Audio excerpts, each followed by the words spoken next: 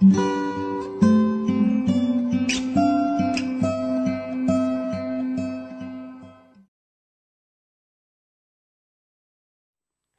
veía el nombre, como es Vida para la Ciudad, Vida para la Ciudad, el Señor de alguna manera me guiaba su palabra para entender o pensar qué es lo que significa que ustedes sean vida para esta ciudad en los próximos 50 años, 100 años, hasta que el Señor venga.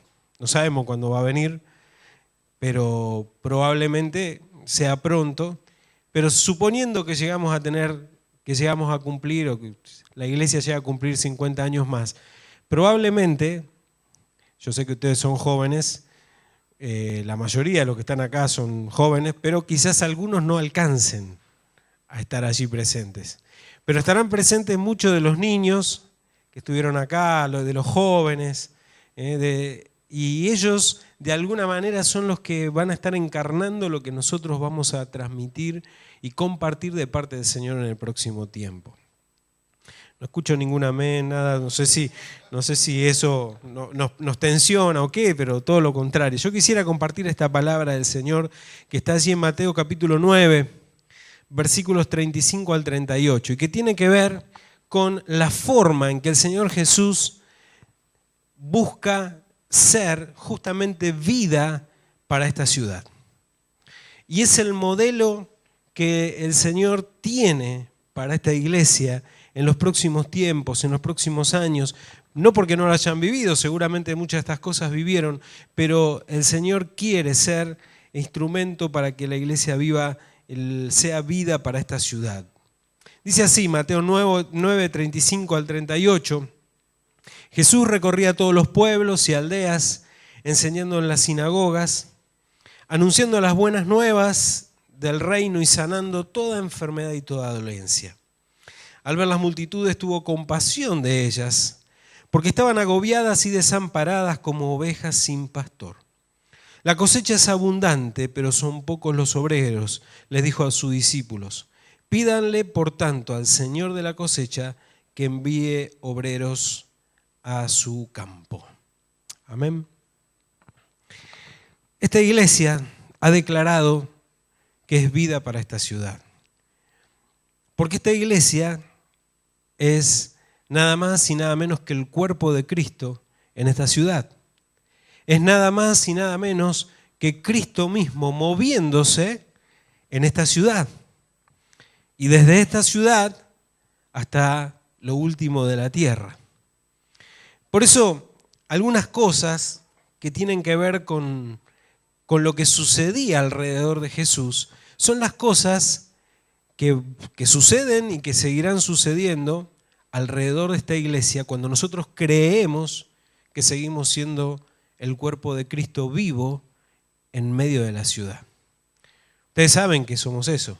Ustedes saben que ustedes son el cuerpo de Cristo en esta ciudad, pero no un cuerpo estático, ni un cuerpo muerto, ni un cuerpo significativo, un cuerpo simbólico, sino un cuerpo en movimiento. Un cuerpo, como decíamos ayer, que no solamente hace las mismas cosas que Jesús hacía, sino mayores cosas.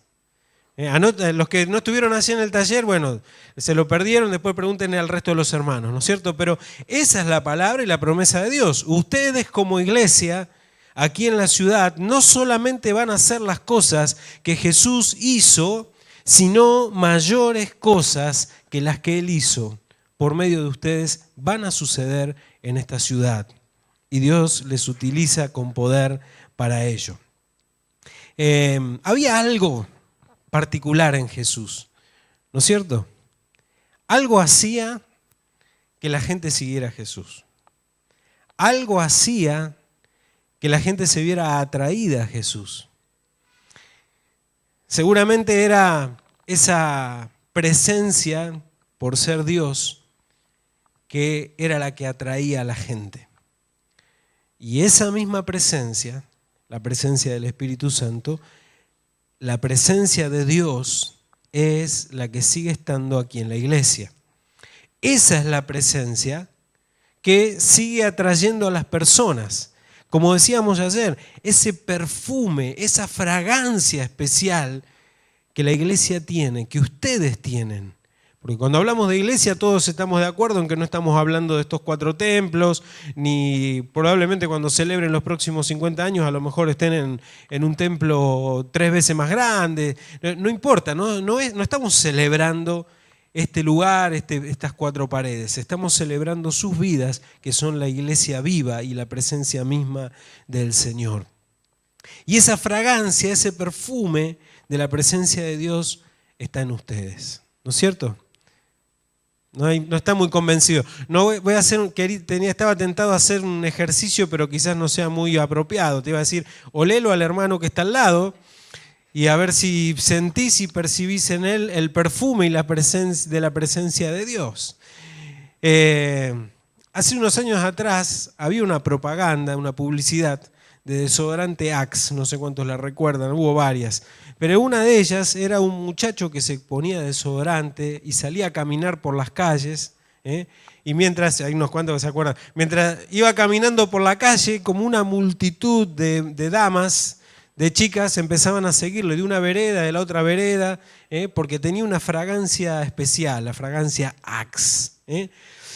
Muchos jóvenes de mi iglesia comenzaron a usar Axe. Y se dieron cuenta al poco tiempo que no pasaba nada, es decir, que era solamente una mentira de la publicidad. Pero lo que yo estoy diciendo en esta noche es bíblico. Dios dice que nosotros sí tenemos perfume, sí tenemos fragancia a Dios.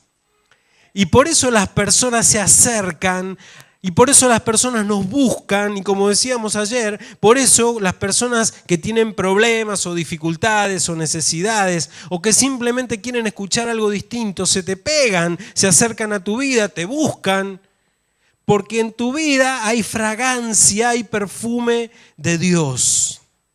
Y eso es poderoso. Esa fragancia y ese perfume invade la ciudad, como era cuando Cristo caminaba, iba por las ciudades y las aldeas, como dice el texto, la gente le buscaba desesperadamente, iba a Él porque sabía que en Él había presencia de Dios. Cuando la gente lo sepa o lo entienda o no lo entienda, pero cuando la gente percibe que Dios se pasea en medio de la ciudad, la gente anhela de Dios. Mire, no importa cuánto la sociedad piense distinto, no importa cuánto la sociedad se vuelva en contra de la iglesia. Lo que importa es que cuando la presencia de Dios se mueve en medio de la ciudad, la gente se da cuenta, la gente lo necesita, porque hay un vacío profundo en su ser que solamente puede ser completado con esa presencia de Dios. Y esa presencia es la que está en su iglesia. Pero quisiera que compartamos juntos algunas cosas que yo encuentro en este versículo que nos ayudan a ver cómo esa presencia se puede manifestar en esta ciudad. Cómo esa presencia se manifiesta. De en qué manera Jesús hacía para que eso que había en Él, esa naturaleza especial, ese ser Dios, se hiciera evidente a los ojos y a la vida de las personas. Y hay algunas cosas, algunos verbos que yo tomé de este texto que me parece que nos ayudan a entender. En primer lugar, dice que el Señor Jesús, dice el texto, podía ver. Podía ver. La iglesia está llamada a ver. Pero no a ver simplemente con los ojos naturales, sino a ver con los ojos espirituales. A poder discernir lo que Dios está haciendo, cómo Dios se está moviendo y a poder entender la vida y las necesidades de las personas. Dice que el Señor Jesús conocía el corazón de las personas, tenía la capacidad espiritual de poder ver en la vida de las personas y reconocer sus necesidades, reconocer lo que allí había y detrás de cada necesidad esa oportunidad preciosa del Evangelio. En una ocasión le dijo a los discípulos, alcen los ojos y miren porque los campos ya están blancos para la siega. Los discípulos miraban y decían, no, Señor, faltan 4 meses. Pero él decía, no, están blancos. Poder ver es un ejercicio espiritual que como iglesia tenemos que hacer. Tenemos que pedirle al Señor poder ver con ojos espirituales. No voy a preguntar aquí quiénes son mayores de 40, ¿no es cierto? Pero ya saben, los que son mayores de 40, ¿a qué me voy a referir? Parece que de repente, cuando uno cumple 40 años, algunos son agraciados y no les sucede eso, pero empieza un problemita que se llama presbicia.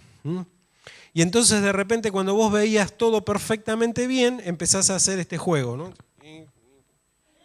Que te acercás, que te alejás, que te acercás, que te alejás, y tus hijos te preguntan, ¿qué pasa, papá? Que no, porque al principio uno se resiste, ¿no? Le quiere invocar, entonces le pone ahí, le pone así, le busca la forma. Algo está pasando, no es que dejamos de ver, seguimos viendo. Yo uso anteojos desde muy pequeño, y mi problema no es que no veo, yo me saco los anteojos y veo, pero ver no es lo mismo que discernir. No es lo mismo que poder identificar. Yo me pongo los anteojos y puedo verlos perfectamente. Puedo ver sus rostros, puedo ver sus expresiones, puedo ver cada detalle de lo que hay en ustedes. Lo mismo sucede cuando nosotros necesitamos pedirle a Dios que nos dé esa mirada, ese enfoque espiritual, que nos permita ver claramente a las personas, no verlas como una multitud, no verlas solamente como una masa, no ver a la ciudad como gente que anda por allí, que viene y que va, sino que de alguna manera el Señor tiene un propósito en la vida de cada una de esas personas. En cada uno de ellos Dios está trabajando. Porque ese es su propósito, desde que nacemos hasta que morimos. La obra de Dios se produce en nuestras vidas. Dios nos busca incansablemente. Y eso es lo que Jesús tenía tan claro. Por eso cada persona que veía, él sentía y conocía lo que Dios estaba trabajando allí en su vida. Ese es el primer paso que nosotros tenemos que dar como iglesia. El problema, el mayor problema de los líderes religiosos en la época de Jesús es que no podían ver. Lo que era evidente, lo que era claro, no lo podían ver. Y no es que eran malas personas, hoy en día los fariseos nos parecen terribles, sin embargo eran hombres religiosos, hombres que cumplían la ley, hombres que conocían la ley, hombres que trataban de enseñar la ley, que trataban de que la gente cumpla la ley. Sin embargo, no podían ver y discernir espiritualmente que una mujer que había sido sorprendida en adulterio era una mujer que tenía profundas necesidades de Dios. No podían ver que un hombre ciego de nacimiento necesitaba recuperar la vista. No podían ver que no era importante si una persona era sanada en un día domingo, perdón, en el sábado o no. Ese es el tipo de vista que nosotros tenemos que pedirle al Señor. No vaya a ser cosa que estando en la ciudad, que estando en medio de la gente, nosotros no veamos. Que nosotros tengamos absolutamente la misma mirada natural que tienen el resto de las personas. Nosotros necesitamos ver las necesidades de las personas. Necesitamos ver y conocer y discernir las vidas de las personas. Que detrás de cada una de ellas hay una profunda necesidad de Dios. Necesitamos discernir los tiempos, porque los tiempos se acortan. ¿Quién dijo amén? Muy bien. Pero se acortan. Eso ya es evidente. Antes uno podía decir, bueno, es una frase hecha. Ahora nos damos cuenta que se acortan. Lo evidenciamos en todas las cosas. La edad antigua duró 3.000 años, la Edad Media podríamos decir unos 1.000, para redondear, podríamos decir que la Edad Moderna unos 500. Pero ahora los cambios son tan rápidos que nos superan a nosotros mismos, ¿o no? ¿Cuántos abuelos aquí presentes, no levanten sus manos tampoco, pero están siendo enseñados por sus nietos, por ejemplo, a usar la computadora, a internet, etcétera, etcétera? Eso es de ahora, no sucedía antes. Los abuelos siguen enseñándole a los nietos, no es que no les enseñan. pero son tan rápidos los cambios. Antes pasaban cientos de años, miles de años. Hoy esos cambios se dan en lapsos de tiempo muy pequeños. Y nosotros tenemos que ser conscientes espiritualmente. Esta iglesia y en esta ciudad tiene que discernir los tiempos. Una de las cosas que el Señor Jesús le decía a los fariseos, le dice, miren, ustedes son capaces de ver el cielo y decir, va a pasar esto, va a pasar lo otro, y no son capaces de discernir el tiempo espiritual que están viviendo. Y nosotros estamos viviendo un tiempo espiritual especial. La venida del Señor se acerca y necesitamos ser instrumentos porque Dios nos escogió para este tiempo. A muchos de los que conformaron o fundaron esta iglesia hace 50 años atrás, los eligió para esa época, para ese tiempo. Pero a quienes estamos hoy aquí, nos eligió para este tiempo. Nos diseñó para este tiempo. Dios no hace las cosas al azar. Él pensó en tu vida y cuando pensó en tu vida dijo, va a ser instrumento mío para este tiempo. Por eso nosotros necesitamos en primer lugar ver, discernir el tiempo, las personas, las necesidades. El Señor Jesús tenía esa fragancia, esa presencia de Dios, porque Él tenía esa capacidad de ver más allá de lo que los ojos naturales ven. Y como iglesia necesitamos pedirle al Señor que nos ayude siempre a poder ver más allá de lo que nuestros ojos naturales ven. En segundo lugar, algo que siempre me llamó la atención de este texto, dice que el Señor Jesús recorría las ciudades y las aldeas. Usted me dice, bueno, ¿por qué te llama la atención? Y me llama la atención porque el Señor Jesús no necesitaba recorrer nada. Él se levantaba a la mañana, temprano iba al monte a orar y cuando bajaba ya había una multitud esperándole, ¿no es cierto? No necesitaba moverse absolutamente de ningún lugar. Podría haberse puesto un púlpito, una piedra, no sé, como si ustedes se lo imaginan, o haberse quedado en alguna de las barcas allí y desde allí predicar todo el tiempo. Y decir, bueno, venga mañana, a las 10 de la mañana va a ser el culto, va a estar predicando Jesús acá en la barca y se llenaba de gente. O en el monte y se llenaba de gente. Sin embargo, el Señor Jesús nos enseñó que para ser un cuerpo vivo en una ciudad, nosotros tenemos que recorrer. Necesitamos romper el impulso a encerrarnos. Romper el impulso a encerrarnos en primer lugar en nosotros mismos. Y a veces, yo sé que acá no pasa, pero digo en otras iglesias, a veces nos encerramos tanto en nosotros mismos que parece que todo pasa por nuestras necesidades. Y a veces nuestras reuniones de oración se llenan de motivos de oración personales, de nuestra familia, de nosotros, de nuestras vidas. Y está bien, pero la verdad es que el Señor a nosotros ya nos dio todo. Nos dio su promesa, nos dio vida eterna, nos da todo. Casi, no digo que no tenemos que orar, justamente la oración se trata de la comunión, de la relación con Dios. Pero las necesidades tienen que ver con quienes todavía no tienen a Cristo. Ellos sí están desprotegidos. Ellos sí están como ovejas sin pastor, literalmente. No tienen quien les guíe, no tienen quien les hable, no tienen quien les ayude.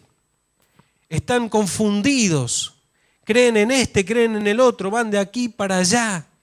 Ellos sí necesitan de nuestras oraciones. Ellos sí necesitan de nuestro clamor. Entonces el primer impulso es romper al encerrarnos en nosotros mismos, a encerrarnos en nuestros templos, a encerrarnos en nuestras actividades. Una iglesia que es vida para la ciudad es una iglesia que busca constantemente ser activa en la ciudad. Ser una iglesia que se involucre con las necesidades de las personas. Déjenme contarles una pequeña experiencia, ¿me dejan un ratito? Hace un tiempo atrás en la iglesia en la que nosotros estamos, la iglesia de Lanús, cada vez que llueve, son como 5 manzanas más o menos allí, que se inundan casi todas las calles, pero esas 5 manzanas, el agua permanece durante bastante tiempo. Lleva mucho tiempo en que se vaya el agua. Y entonces allí estaban, era un problema constante para la iglesia. Pero también era un problema constante para el barrio, para los vecinos, para la sociedad, para el club que está a la vuelta, para las 2 escuelas que están cercanas. Y entonces, un día los vecinos decidieron venir a golpear la puerta de la iglesia y decir, ¿por qué no nos ayudan? ¿Por qué no hacemos algo? Y bueno, comenzamos allí, bueno, la historia es larga, no importa, después trabajamos, hicimos un proyecto, lo presentamos, entró en un presupuesto participativo, todos los vecinos de la ciudad de Lanús votaron por ese proyecto y fue aprobado. Pero lo importante es que en ese proceso, cuando los vecinos empezaron a reunirse en el templo, nosotros descubrimos que había ellos empezaron a compartir todas las cosas que había en el barrio, las necesidades, lo que había por acá, por allá, lo que le pasaba a tal vecino, tal otro vecino. Y nosotros nos mirábamos entre nosotros como diciendo, ¿y nosotros no sabíamos nada de todo esto? Verdaderamente fue como un sopapo para nosotros entender que muchas veces, sin darnos cuenta, nos volvemos predecibles para la gente. La gente sabe, nosotros creemos que la gente, que todo lo que nosotros hacemos es novedoso para la gente. Salimos a repartir folletos, vamos casa por casa o de vez en cuando hacemos una campaña, invitamos a los vecinos. La gente ya sabe lo que hacemos. Lo que no sabe es lo que vivimos. Lo que no sabe muchas veces es lo que sucede en nuestra experiencia con Dios. Lo que no conoce la mayor parte de las veces es nuestro testimonio. Y cuando una iglesia, cuando una comunidad o cuando una ciudad se acostumbra a que una iglesia esté allí, es lo mismo que si hubiera un centro comunitario, que si hubiera un club de fútbol o cualquier otra institución. Sin embargo, cuando nosotros tomamos la actitud de Jesús, que era la actitud de recorrer, de vincularse, de estar aquí, de estar allá, eso lo que hace es precisamente que nosotros podamos aprender lo que sucede en la vida de las personas. Y una segunda palabra que quisiera subrayar, y también nos ayuda a desaprender. Una de las cosas que Jesús hacía con los discípulos no era solamente enseñarles, sino que también cuando Él les llevaba de aquí para allá, lo que hacía es que ellos, muchas de las cosas que habían aprendido en su vida y que no coincidían con las expectativas de Dios, sean desarmadas. Por ejemplo, si el Señor Jesús no hubiera recorrido, nunca hubiera pasado por Samaria.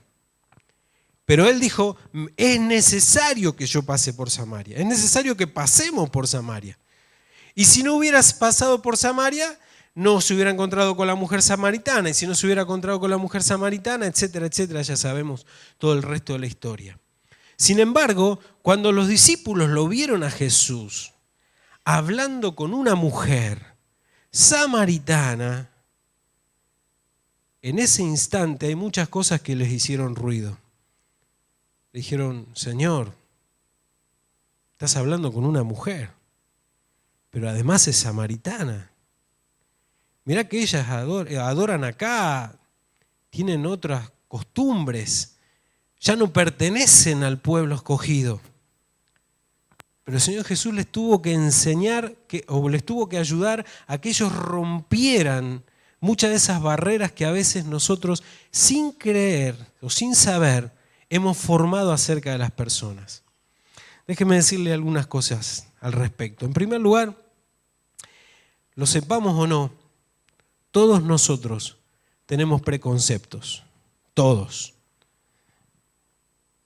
Tenemos conceptos previos sobre las personas, sobre las situaciones. De hecho, ustedes en este momento todos ustedes tienen preconceptos acerca de mí, porque no me conocen, excepto quizás el pastor, algún que otro hermano que ayer me conocieron un poco más. El resto tratan de armarse mentalmente un concepto de mí o de cualquiera de las personas. Los preconceptos son naturales, porque justamente cuando nosotros no conocemos la vida de las personas, la vida de una comunidad, la vida de una sociedad, inmediatamente nuestra mente dispara preconceptos, conceptos previos. Ese nunca es el problema. El problema es cuando los preconceptos se transforman en prejuicios. Porque los prejuicios ya establecen juicios. Los prejuicios levantan barreras. Los prejuicios separan. Los prejuicios limitan el obrar de Dios. Y uno de los ejercicios espirituales que el Señor nos permite hacer cuando nosotros nos recorremos, nos vinculamos, nos acercamos a la vida de las personas 1 y 100 veces, es que muchas de nuestras barreras se rompen. Muchos de esos prejuicios que naturalmente se fueron construyendo se caen.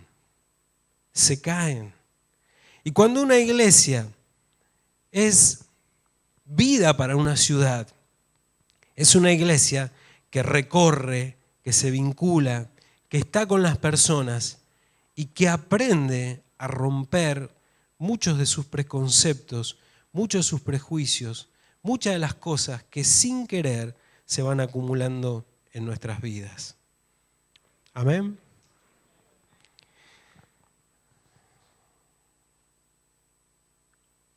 Dios hace cosas extraordinarias cuando nosotros estamos dispuestos a recorrer. Hace unos años atrás conocí a Lorenzo Casasola. Lorenzo es un hombre que había estado perdidamente, su vida estaba, un muchacho joven, es un muchacho joven, pero su vida estaba asignada por el alcohol, era un muchacho que no tenía, que vivía borracho casi todo el tiempo. Él vivía en una comunidad, en un paraje en Santiago del Estero, que se llama El Quemado. Y allí, un día en Navidad, él solo, por su propia cuenta, decidió hacer algo tremendo. Dijo, si Dios existe, yo me voy a encerrar en mi casa esta Navidad. No voy a compartir con nadie. No voy a tomar una sola copa de alcohol. Pero necesito que Dios se manifieste en mi vida. ¿Y qué creen que hizo el Señor? Se manifestó. Esa noche, él recibió la visitación del Señor. Él conoció al Señor sin siquiera que nadie le hablara. En la habitación, en su cuarto, allí, en su rancho, digamos, allí en el monte, él conoció al Señor y tuvo una experiencia extraordinaria. Al día siguiente, él fue a la iglesia, la única que había allí en el monte, que era justamente una obra bautista de la iglesia de Nueva Esperanza, y empezó, esa iglesia no tenía nada, ni obrero, ni nadie, solamente un lugar.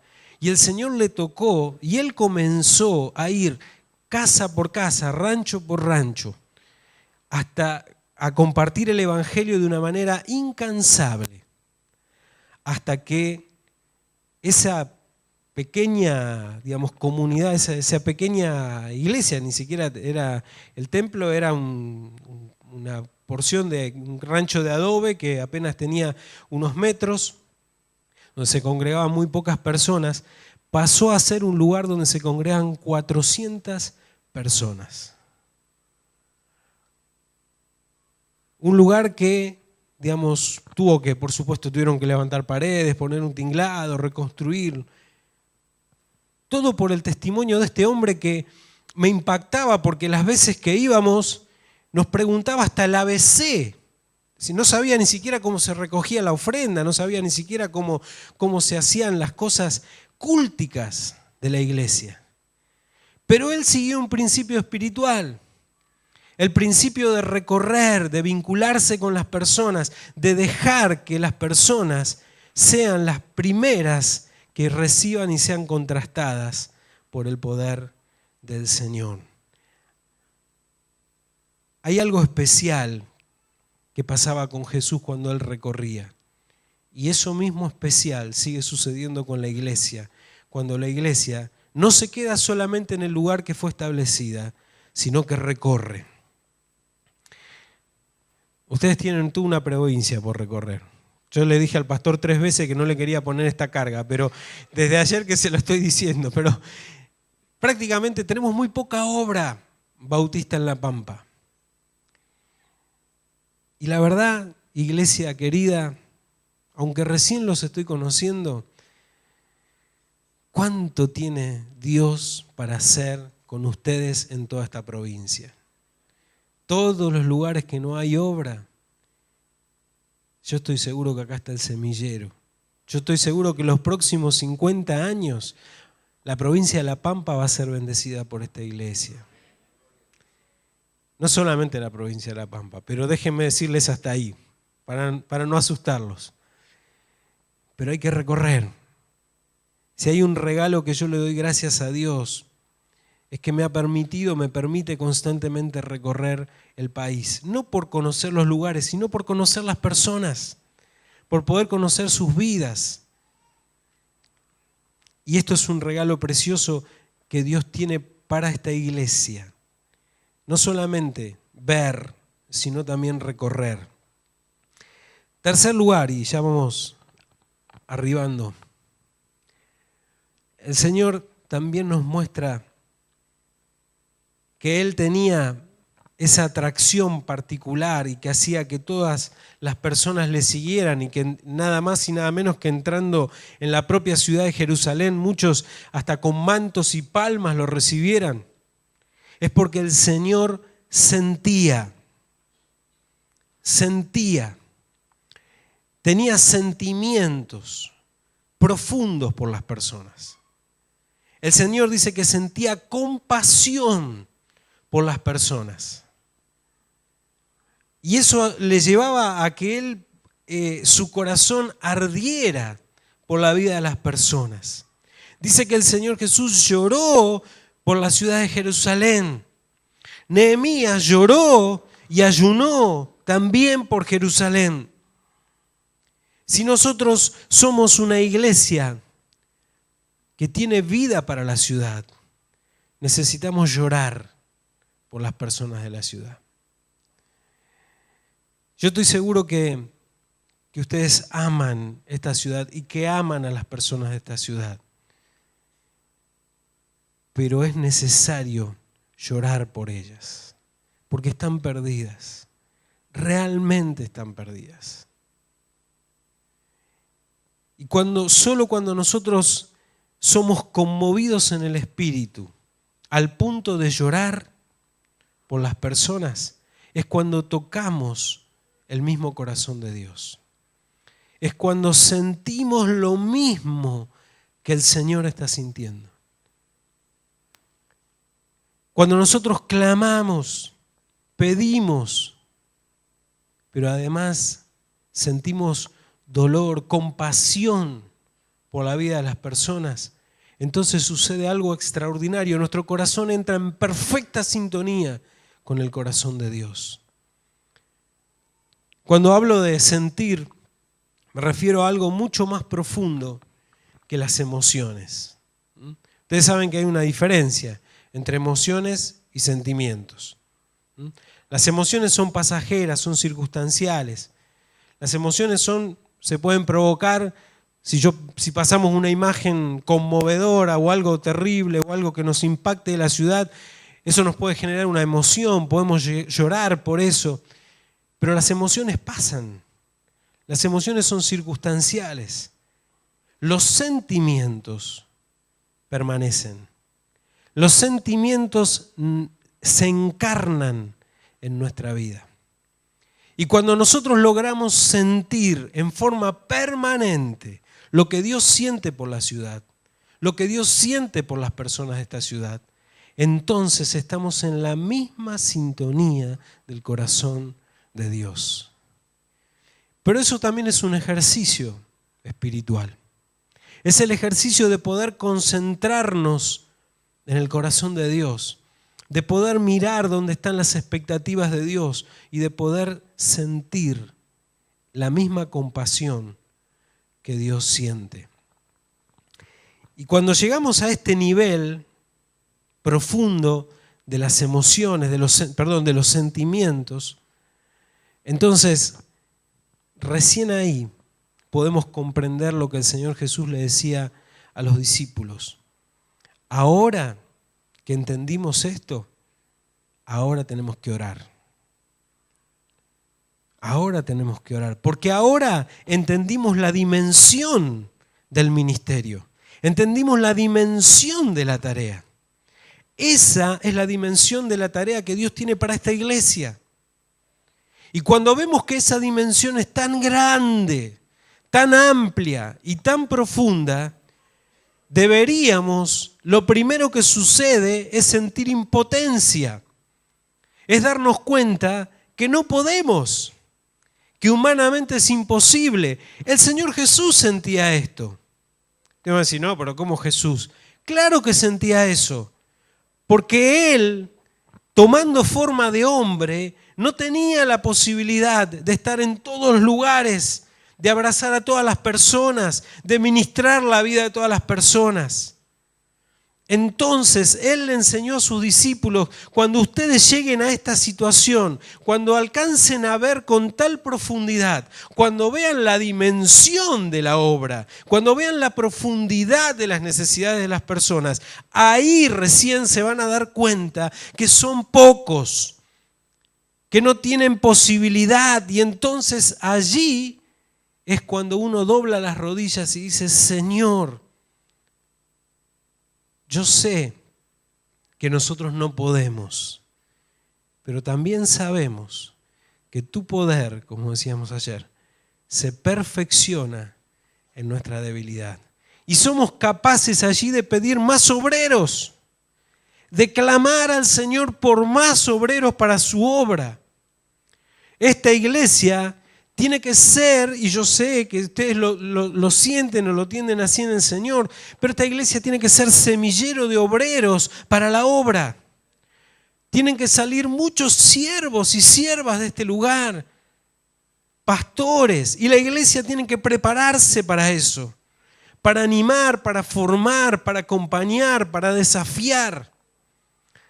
Porque el Señor necesita más obreros, los tiempos se acortan, la ciudad es grande, la provincia es grande, la nación, el mundo necesita que seamos enviados por el Señor.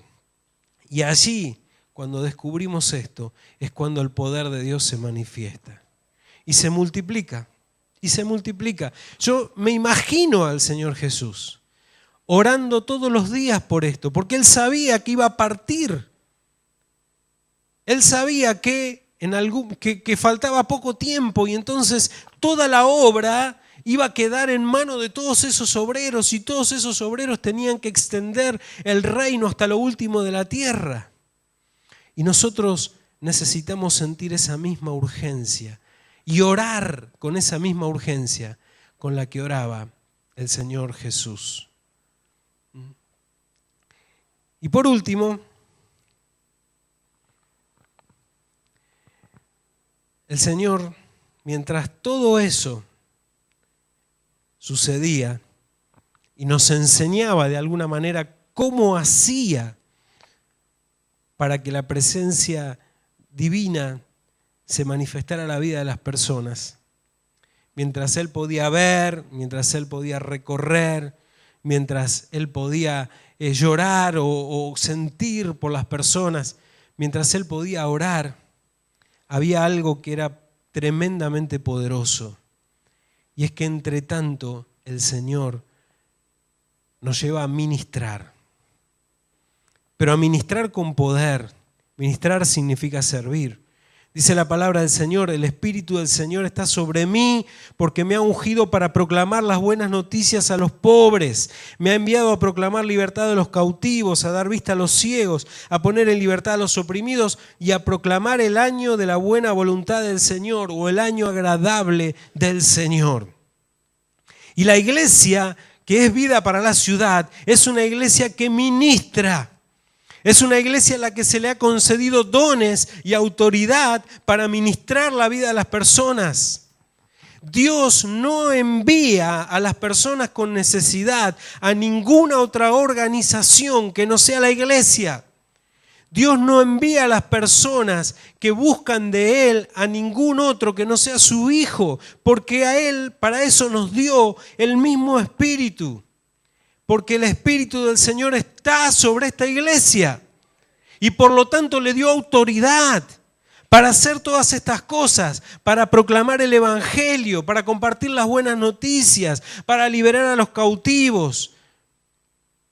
Esa unción está sobre esta iglesia. Esa unción está sobre tu vida. Esa unción está sobre la vida de cada uno de los que están en este lugar. Por lo tanto, en los próximos tiempos, muchas personas van a ser ministradas por esta iglesia. Ojalá formen parte de esta iglesia, pero si no lo forman, si no lo son, no importa, el Señor les va a utilizar para ministrar la vida de muchas personas. Pero no va a usar un ministerio, no va a usar solamente al pastor, no va a usar solamente a un grupo de hermanos, les va a usar a todos y cada uno de ustedes. Los niños van a ministrar niños, los jóvenes van a ministrar jóvenes, los adultos van a ministrar adultos y todos, porque todos tienen el poder y la unción del Señor. El Espíritu Santo está sobre esta iglesia y esta iglesia tiene autoridad para ministrar. Y para su gloria ha de ministrar la vida de muchas personas.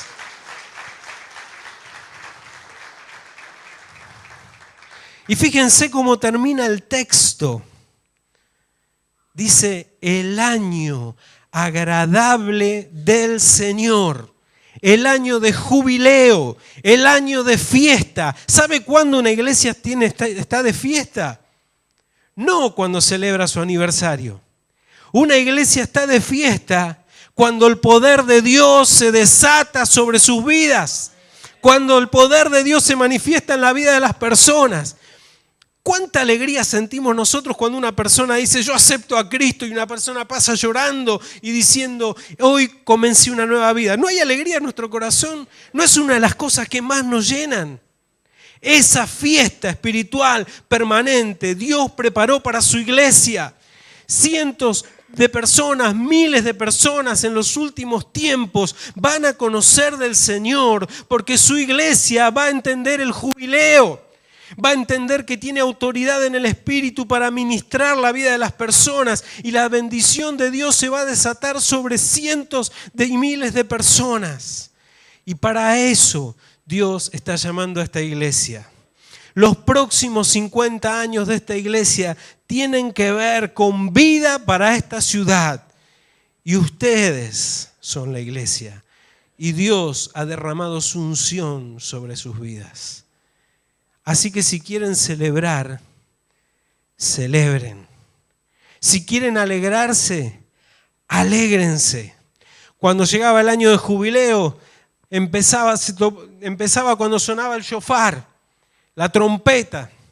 Y así sonaba, y cuando la trompeta sonaba, el pueblo empezaba a festejar y a celebrar, porque sabía que era un tiempo especial de parte de Dios. A partir del Señor Jesús, ese tiempo se ha derramado permanentemente sobre la iglesia. Tenemos que apropiarnos de esa promesa. Tenemos que vivir de fiesta en fiesta. Nuestra vida es una fiesta espiritual, porque el Señor se manifiesta a través nuestro en la vida de otras personas. Esa es la celebración permanente que esta iglesia va a tener los próximos 50 años. No un aniversario, todos los días hay fiesta en este lugar, todos los días hay fiesta en tu vida, porque Dios se manifiesta a través de tu iglesia.